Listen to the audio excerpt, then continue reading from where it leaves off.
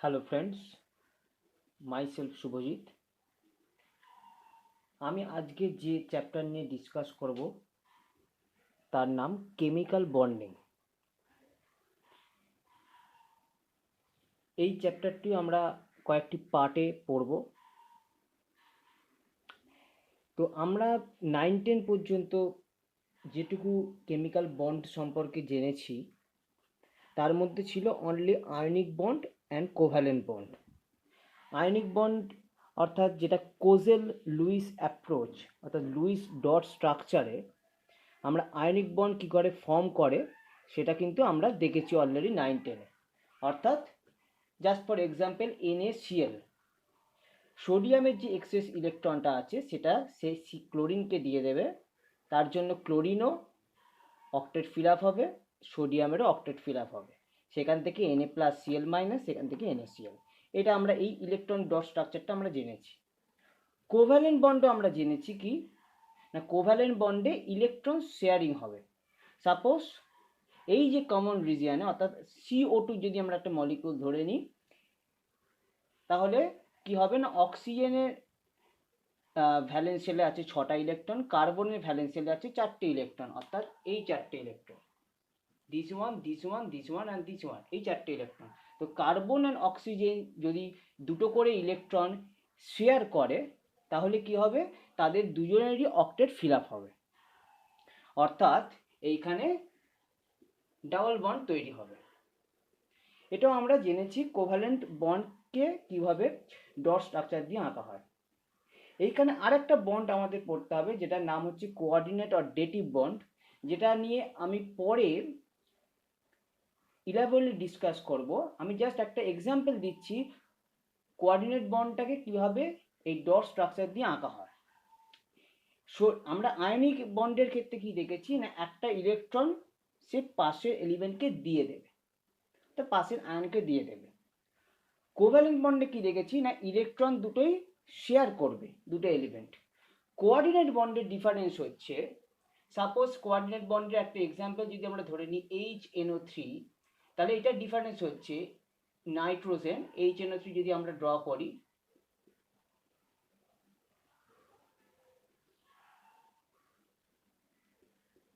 নাও এইখানে যদি নাইট্রোজেনের যে দুটো ইলেকট্রন আছে,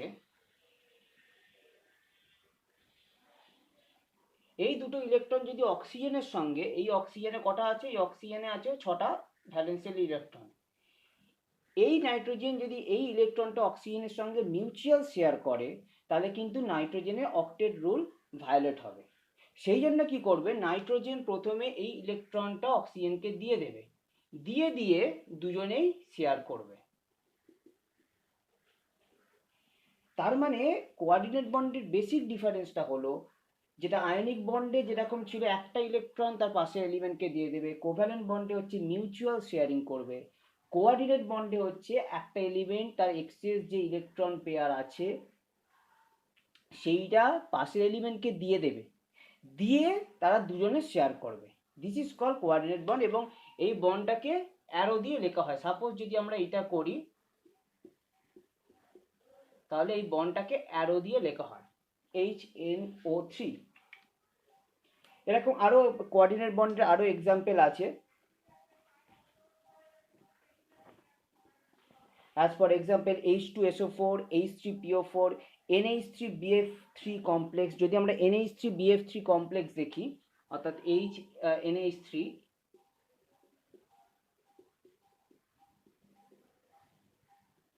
and BF3 কমপ্লেক্স, নাইট্রোজেন কি করবে, এই বন্ডটা, এই যে ইলেকট্রন পেয়ারটা সেইটা পাশে যে বোরন ট্রাইফ্লুরাইডের বোরনকে দিয়ে দেবে, এবং এটা একটা অ্যাডাক্ট তৈরি হবে, অর্থাৎ NH3BF3 অ্যাডাক্ট তৈরি হবে।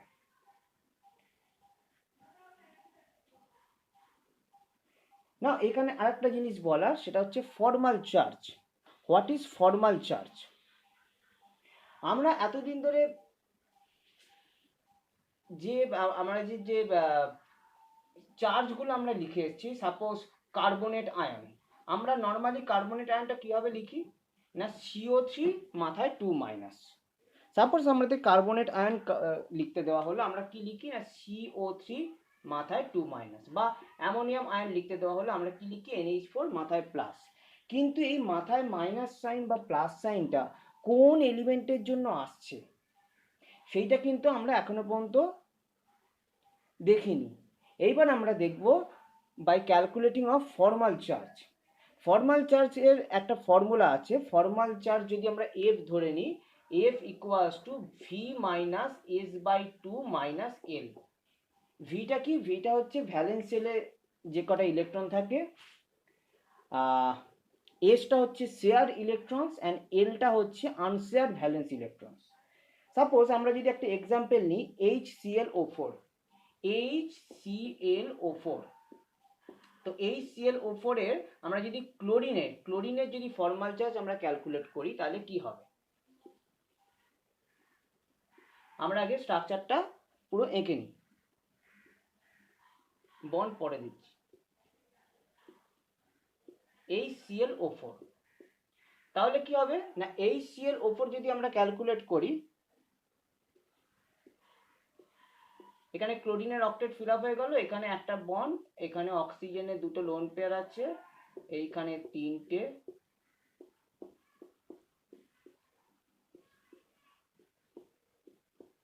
This is the structure of HClO4।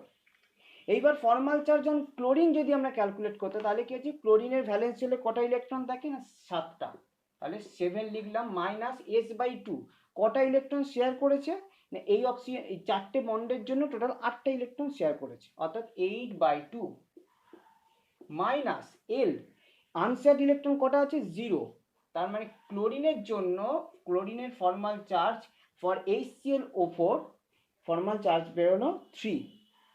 এবার আমরা আরেকটা এক্সাম্পল দেখি, কার্বনেট আয়ন, আমাদের খুব কমন আয়ন কার্বনেট CO3 2-। যদি আমরা CO3 2- প্রতিটা এলিমেন্টের জন্য আমরা ফর্মাল চার্জ বের করি তাহলে কি হবে? আচ্ছা, প্রথমে আমরা কার্বনেট আয়নটা লিখি।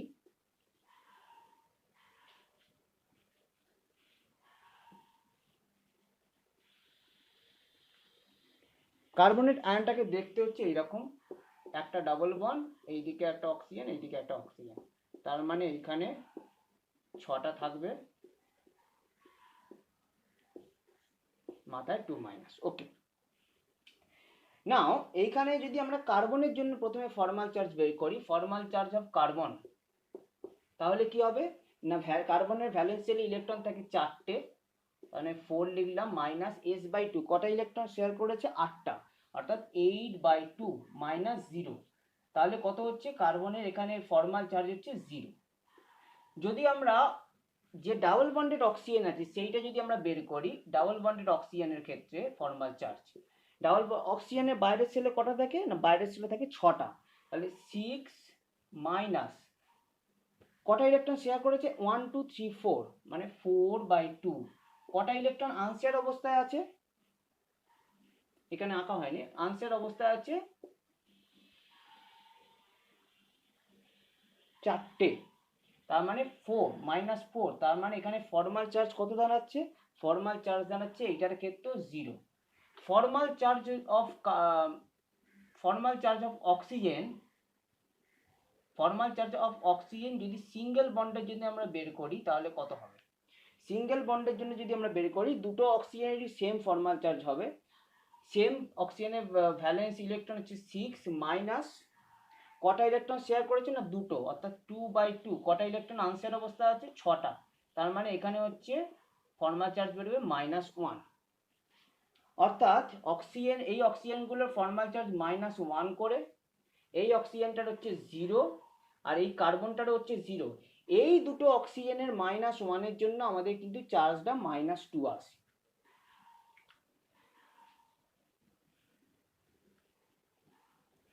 তাহলে বোঝা গেল যে আমাদের একটা বিভিন্ন যে র্যাডিক্যালের ক্ষেত্রে বা কম্পাউন্ডের ক্ষেত্রে কীভাবে প্রতিটা এলিমেন্ট আমাদের চার্জ কন্ট্রিবিউট করে।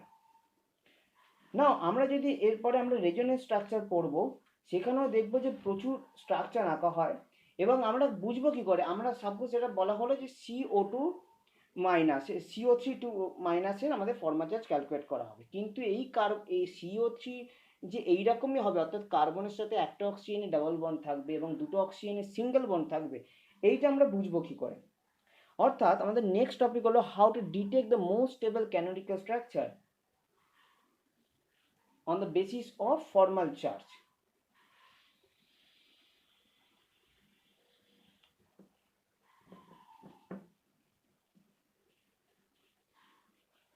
না, যদি আমরা দেখি তাহলে এখানে হচ্ছে তিনটে রুল বলা হচ্ছে how to detect the most stable canonical structure. Rule 1 বলা হচ্ছে the most stable canonicals should have the distribution of lower formal charge, অর্থাৎ ফর্মাল চার্জের ডিস্ট্রিবিউশনটা লো হতে হবে।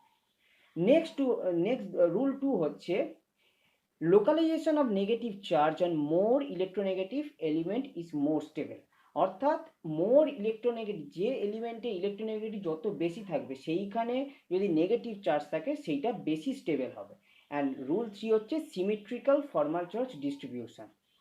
তো একটা এক্সাম্পল দিয়ে আমাদের বোঝানো যাক। সাপোজ CnO মাইনাস, এর একটা আয়ন CnO মাইনাস, এইটাকে তিন ভাবে লেখা যায়। একটা লেখা যায় C double bond N double bond O মাথায় মাইনাস। আর একভাবে লেখা যায় কি না C triple bond N bond O মাথায় মাইনাস। আর একভাবে কি লেখা যায় না C single bond N triple bond O মাথায় মাইনাস। অর্থাৎ তিন রকমই আমাদের পসিবিলিটি থাকতে পারে। আচ্ছা, আমরা এখানে প্রথমে লোন পেয়ারগুলো লিখে দিই।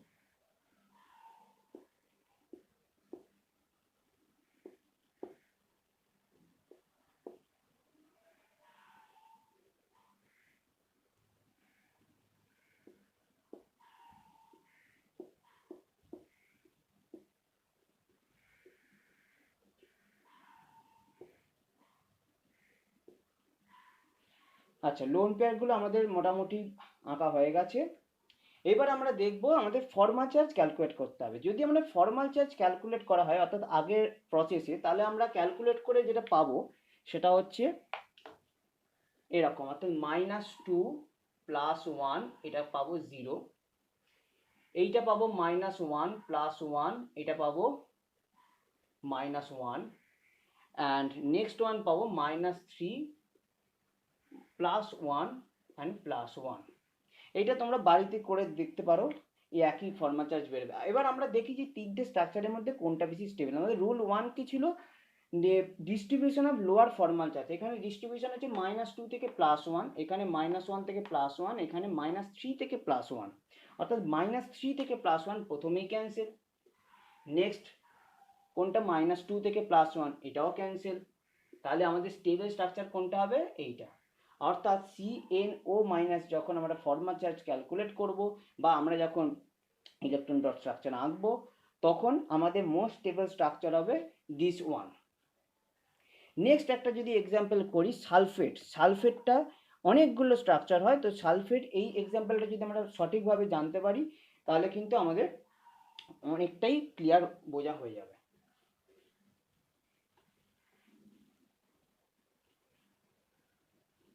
নাও নেক্সট হচ্ছে সালফেট, অর্থাৎ sulphate SO4 2 minus, SO4 2 minus.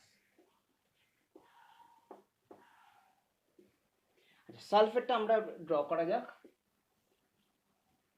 প্রথম হচ্ছে চারটেই অক্সিজেনের ডাবল বন্ড,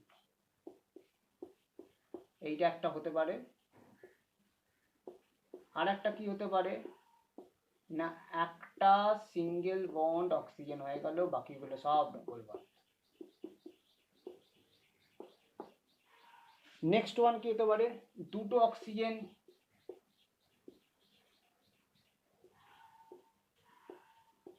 ডাবল বন্ডে থাকলো এবং দুটো সিঙ্গেল বন্ড। নেক্সট এটা কি হতে পারে না আর একটাও আমাদের সিঙ্গেল বন্ড হয়ে গেল,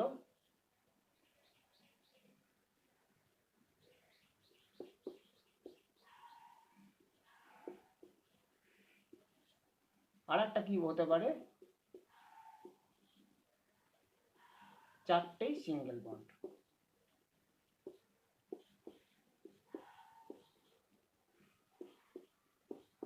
আমি লোন পেয়ারগুলো আর আঁকলাম না, লোন পেয়ারগুলো বাড়িতে এঁকে তোমরা যদি প্র্যাকটিস করো তাহলে বোঝা যাবে, তাহলে দেখা যাবে যে যে ফর্মাল চার্জগুলো যখন আমরা পাবো, ফর্মাল চার্জগুলো জাস্ট এইভাবে আমরা পাবো, অর্থাৎ এইখানে 2 মাইনাস পাবো, এইখানে সব জিরো, এইখানে পাবো 1 মাইনাস, এইখানে 1 মাইনাস সব জিরো এগুলো, এইখানে পাবো 0 অ্যান্ড এইখানে 1 মাইনাস 1 মাইনাস, এইখানে পাবো plus 1, 1 minus 1 minus 1 minus, and এখানে পাবো plus 2, 1 minus 1 minus 1 minus 1 minus. So এবার যদি আমরা রুলগুলো দেখি যে কোনটা বেশি স্টেবল হবে, তাহলে সব থেকে বেশি চার্জ ডিস্ট্রিবিউশন কোনটাতে, বেশি চার্জ ডিস্ট্রিবিউশন আছে স্ট্রাকচার 5 অ্যান্ড স্ট্রাকচার 1 এ বেশি চার্জ ডিস্ট্রিবিউশন আছে।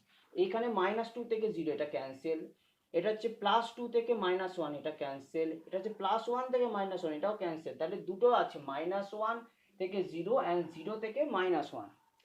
এই দুটো স্ট্রাকচারের মধ্যে আমাদের দেখতে হবে কি, রুল 2 অ্যান্ড 3, রুল 2 অ্যান্ড 3 কি ছিল, যে মোর ইলেকট্রোনেগেটিভ এলিমেন্টে যদি নেগেটিভ চার্জ থাকে তাহলে সেটা বেশি স্টেবল হবে, আর একটা কি ছিল না সিমেট্রিক্যাল ফর্মাল চার্জ ডিস্ট্রিবিউশন। যদি ওই দুটো রুলকে আমরা কনসিডার করি তাহলে এই চ্যাপ্টারটা ক্যান্সেল আর correct structure would be this one. তাহলে এইভাবে আমরা কোন স্ট্রাকচারটা, কোন ক্যানোনিক্যাল স্ট্রাকচারটা মোর স্টেবল হবে সেইটা কিন্তু আমরা ক্যালকুলেট করতে পারি। এবারে আমরা একটা টপিকে আসবো, যখন আমরা বন্ড বললাম যে ionic bond, covalent bond, coordinate bond, এই বন্ডগুলো ফর্মেশন করতে গেলে অনেকগুলো ফ্যাক্টর কাজ করে। যেমন সাপোজ ধরা যাক আয়নিক বন্ড, আয়নিক বন্ডের কিন্তু অনেকগুলো ফ্যাক্টর গভর্ন করে, যেমন ionization enthalpy, electron gain enthalpy, lattice energy, difference in electronegativities. এইখানের মধ্যে ভীষণ ইম্পর্টেন্ট হচ্ছে ল্যাটিস এনার্জি, অর্থাৎ আয়নাইজেশন এনথালপি ক্যাটায়নের ক্ষেত্রে স্মল হবে এবং অ্যানায়নের ক্ষেত্রে ইলেকট্রন গেইন এনথালপি বেশি হলে আয়নিক বন্ড স্ট্রং হয়, এটা যে কোনো বইতেই পাওয়া যায়। এবং ল্যাটিস এনার্জিটা হচ্ছে এখানে একটা নিউ টার্ম, ল্যাটিস এনার্জি কীভাবে আয়নিক বন্ডকে এফেক্ট করে সেটা আমাদের দেখব। ল্যাটিস এনার্জিটা কি না, এর ডেফিনেশনে বলা হয় যে it is the amount of energy released whenever requisite number of gaseous cations and anions corresponding 1 gram formula weight of the ionic compound are brought from infinite distance to the crystal lattice point. অর্থাৎ যদি একটা gaseous cation and gaseous anion নিয়ে আমরা যদি একটা crystal lattice তৈরি করতে যাই তাহলে কতটা এনার্জি লিবারেটেড হবে, সেটাই হচ্ছে আমাদের ল্যাটিস এনার্জি। এই ল্যাটিস এনার্জির একটা ইকুয়েশন আছে, কীভাবে ক্যালকুলেট করা হয়, ইকুয়েশনটাকে বলা হয় বন্ড-ল্যান্ড ইকুয়েশন, এবং এই ইকুয়েশনটা ডিরাইভ করা হয়েছিল মোর কার্ভ থেকে, সেইটা আমি একটু বলার চেষ্টা করছি।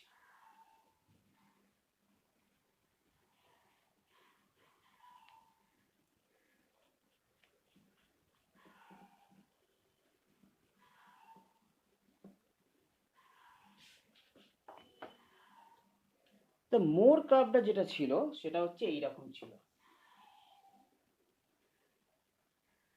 এটা যদি পজিটিভ হয় এটা নেগেটিভ হয় এবং এইদিকে যদি এনার্জি যায়,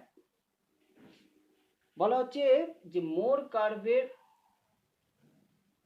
পিকচারটা ছিল এইরকম।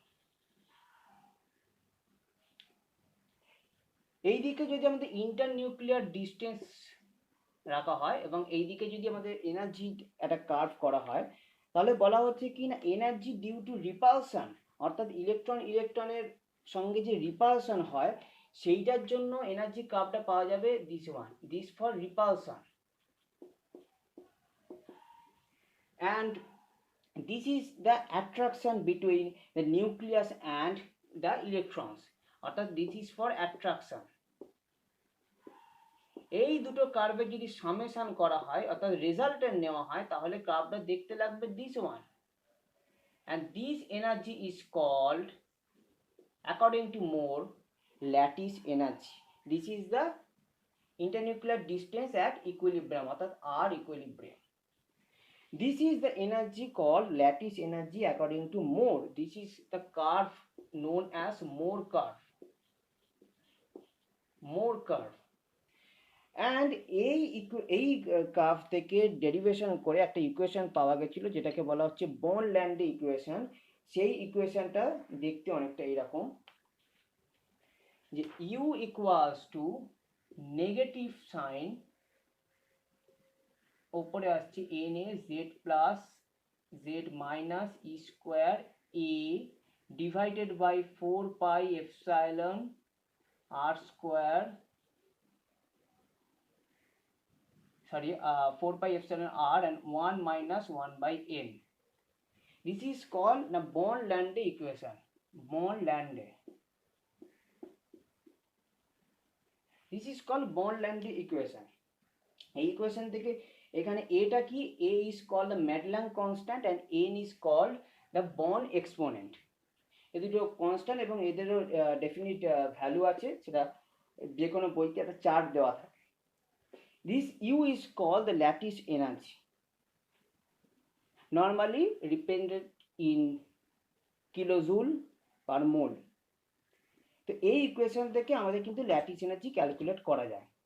এইখানে আরেকটা এনার্জি আছে, সেটা হচ্ছে সলভেশন এনার্জি বা হাইড্রেশন এনার্জি। অর্থাৎ একটা কম্পাউন্ড তৈরি হয়ে গেল, একটা ক্রিস্টাল ল্যাটিস বলে একটা কোনো কম্পাউন্ড তৈরি হয়ে গেল, এবার সেই কম্পাউন্ডটা কোনো সলভেন্টে সেটা সলিউবল হবে কি না তার জন্য একটা এনার্জি থাকে, সেটা হচ্ছে সলভেশন এনার্জি আর হাইড্রেশন এনার্জি বলা হয়। সলভেশন এনার্জি আর hydration energy, it is defined as an attraction due to an ion dipole interaction leads to liberation of some energy. অর্থাৎ বলা হয় যে সলভেশন এনার্জি SE যদি গ্রেটার দ্যান ইউ হয়, যদি গ্রেটার দ্যান ইউ হয় তাহলে কম্পাউন্ডটা সলিউবল হবে, অ্যান্ড সলভেশন এনার্জি যদি লেস দ্যান ইউ হয় তাহলে কম্পাউন্ডটা ইনসলিউবল হবে। Hydration energy depends on the ionic charge by ionic radius ratio. অর্থাৎ this energy, this solvation energy or hydration energy depends on charge by radius ratio. এইটা একটা type গেল যেভাবে আমরা ল্যাটিস এনার্জি ক্যালকুলেট করা যায়। আরেকটা মেথড আছে, সেটা হচ্ছে বর্ন হেভার সাইকেল। সেটাও আমি একটু বলে দিচ্ছি যে বর্ন হেভার সাইকেল দিয়ে কিভাবে ল্যাটিস এনার্জি ক্যালকুলেট করা যায়।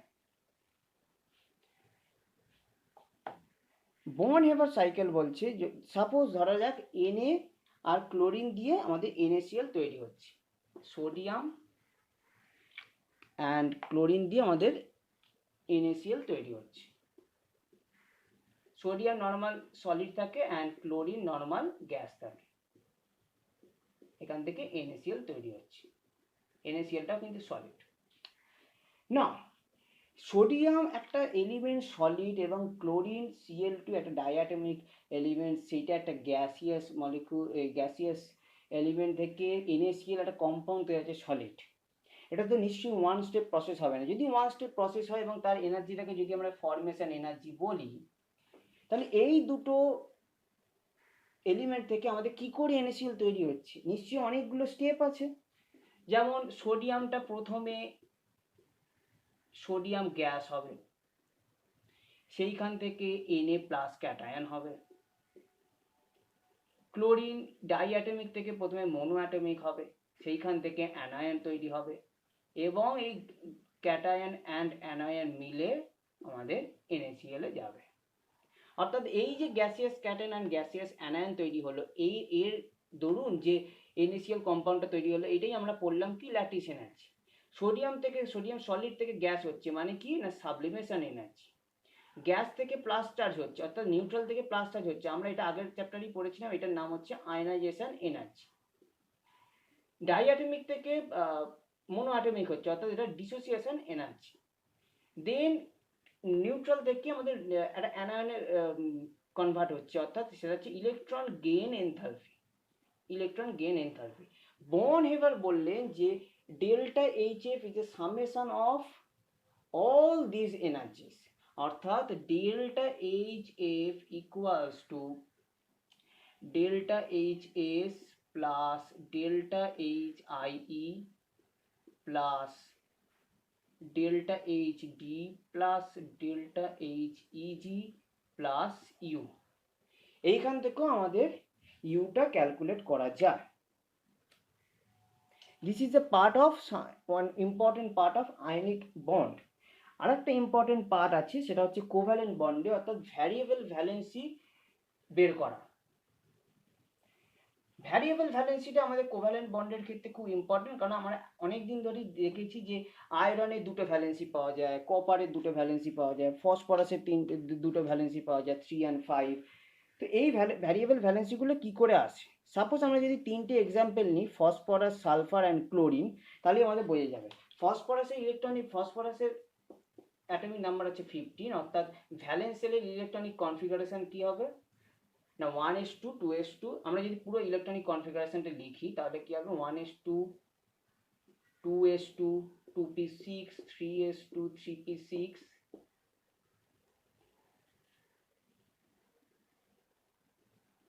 এখানে 3p5 হবে। অর্থাৎ যদি ভ্যালেন্সিয়ালি ইলেকট্রনিক কনফিগারেশন লিখি তাহলে কি হবে না এখানে 3s যদি লিখি আর এখানে যদি 3p লিখি, 3p, এখানে একটা 3d আমরা এঁকে রাখলাম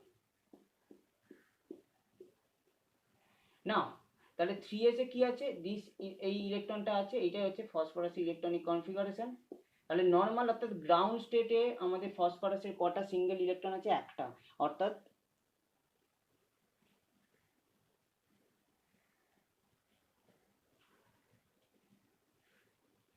অর্থাৎ তাহলে ফসফরাসের আমাদের ভ্যালেন্সি কত হবে না, ফসফরাসের সরি এখানে 3p3 আছে, হ্যাঁ ফসফরাসের 3p3, এবং এখানে হলো ফসফরাসের গ্রাউন্ড স্টেটে ইলেকট্রনিক কনফিগারেশন হচ্ছে 3।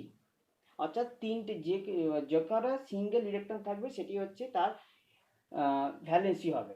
এটি আমরা আগে ক্লাসেও পড়েছি। তাহলে অর্থাৎ গ্রাউন্ড স্টেটে ইলেকট্রনিক কনফিগারেশন হবে 3।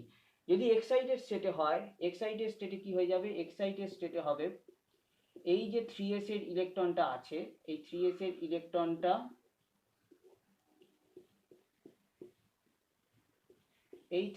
ইলেকট্রনটা জাম্প করে 3d তে চলে যাবে। অর্থাৎ এখন কটা ইলেকট্রন হলো, এখন হলো 5টা সিঙ্গেল ইলেকট্রন, অর্থাৎ ফসফরাসের এখন ভ্যালেন্সি হয়ে গেল 5। সিমিলারলি যদি আমরা সালফারে করি, সালফারের ইলেকট্রনিক কনফিগারেশন হচ্ছে 16 এবং 3p4 হবে।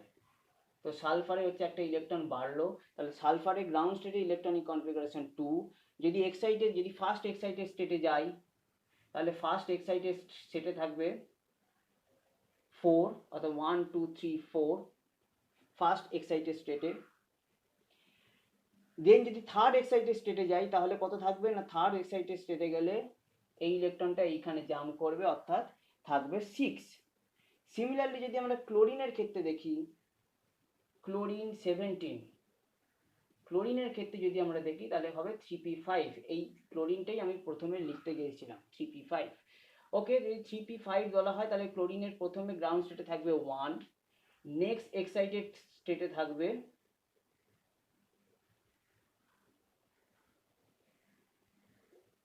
3, নেক্সট এক্সাইটেড স্টেটে থাকবে 5, অ্যান্ড লাস্ট এক্সাইটেড স্টেটে থাকবে 7। অর্থাৎ ক্লোরিনের 4টে ভ্যারিয়েবল ভ্যালেন্সি পাওয়া যায় ক্লোরিন বা আয়োডিনের ক্ষেত্রে 1 3 5 7। না আমরা আয়নিক এবং কোভ্যালেন্ট বন্ড নিয়ে কয়েকটা জিনিস ডিসকাশন করলাম, এছাড়া কোঅর্ডিনেট বন্ড নিয়ে করলাম। একটা ছোট টপিক বলে আমরা আজকের এই পার্টটা জাস্ট শেষ করব, সেটা হচ্ছে হোয়াট ইজ আয়নিক পোলারাইজেশন, অর্থাৎ একটা আয়নিক বন্ড থেকে কোভ্যালেন্ট বন্ডের ট্রান্সফরমেশনটা কিভাবে হচ্ছে।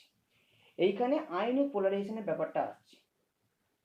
অর্থাৎ বলা হচ্ছে কি, now when an ionic compound contains a small cation and large cation, the positively charged cation attracts the outermost electrons of an anion and repels its positively charged nucleus. This results in distortion or polarization of the anion. এইটাকে যদি আমরা schematic diagram দিয়ে আমরা represent করি তাহলে আমরা বুঝে যাবে আয়নিক পোলারাইজেশন জিনিসটা কি। অর্থাৎ যদি আমরা একটা স্মল ক্যাটায়ন এবং স্মল অ্যানায়ন নিয়ে নিই, লার্জ অ্যানায়ন নিয়ে নিই, স্মল ক্যাটায়ন যদি নিই সি প্লাস এবং একটা লার্জ অ্যানায়ন নিচ্ছি এ মাইনাস, তো সেইখান থেকে কি হবে না, সেইখান থেকে অর্থাৎ পজিটিভলি চার্জ ক্যাটায়নটা attract the outermost electrons of the anion এবং এখানে একটা ডিস্টরশন তৈরি হবে। অর্থাৎ এইটা প্লাস হবে, সি প্লাস এবং এইটা হবে অ্যানায়ন এ মাইনাস তৈরি হলো। নাও এখান থেকে কি হবে না formation of polarised covalent bond একটা তৈরি হবে, অর্থাৎ একটা ডেল্টা দেওয়া কম্পাউন্ড তৈরি হবে, A del minus C del positive. এবং এই পোলারাইজড যে কোভ্যালেন্ট বন্ড তৈরি হলো এখান থেকে আমাদের lastly conversion of polarised bond to perfect covalent bond তৈরি হবে, সিএ। অর্থাৎ আমাদের একটা স্মল ক্যাটায়ন এবং লার্জ অ্যানায়ন যদি থাকে সেইখানে কিন্তু আয়নিক বন্ড থেকে কোভ্যালেন্ট বন্ড হওয়ার গ্রেটার চান্স আছে, গ্রেটার পসিবিলিটি রয়েছে। এইখান থেকে ফ্যাজান্স রুল আসে। ফ্যাজান্স রুল বলে যে যত ক্যাটায়নের সাইজ ছোট হবে এবং অ্যানায়নের সাইজ বড় হবে তত ভালো তার একটা কম্পাউন্ডের কোভ্যালেন্ট ক্যারেক্টারটা বাড়বে। এছাড়া যদি কোনো কম্পাউন্ডের কনফিগারেশন, ইলেকট্রনিক কনফিগারেশন যদি NH2 NP6 হয়ে থাকে এবং কোনো কম্পাউন্ডে যদি electronic configuration NH2 NP6 ND10 হয়ে থাকে, ওই যে D10 যে ইলেকট্রন এলিমেন্টগুলো থাকবে তাদের কিন্তু কোভ্যালেন্ট ক্যারেক্টার বেশি হবে। এছাড়াও আমাদের একটা অনেকগুলো ছোটোখাটো টপিক আছে, যেমন আয়নিক পোটেনশিয়াল। আয়নিক পোটেনশিয়াল বলা হয় ফাই হচ্ছে চার্জ বাই রেডিয়াস রেশিও। বলা হয় যদি ফাই বাড়ে তাহলে কিন্তু কোভ্যালেন্সিও বাড়বে, অর্থাৎ কোভ্যালেন্ট ক্যারেক্টারটা বাড়বে, কিন্তু simultaneously melting point and boiling point কিন্তু ডিক্রিজ করবে। অর্থাৎ ফাই বাড়লে melting point and boiling point decrease করে এবং কোভ্যালেন্সি বাড়ে, এবং কোভ্যালেন্সি বাড়লে solubility in non polar solvent বাড়ে অ্যান্ড সলিবিলিটি ইন পোলার সলভেন্টস কমে। এছাড়া যত বেশি কোভ্যালেন্ট ক্যারেক্টার বাড়বে তত বেশি কিন্তু কম্পাউন্ডটা কালার্ড হবে, অর্থাৎ হোয়াইট টু কালার্ড কম্পাউন্ডে তৈরি হবে। তো এই পর্যন্ত আমরা আজকে করলাম।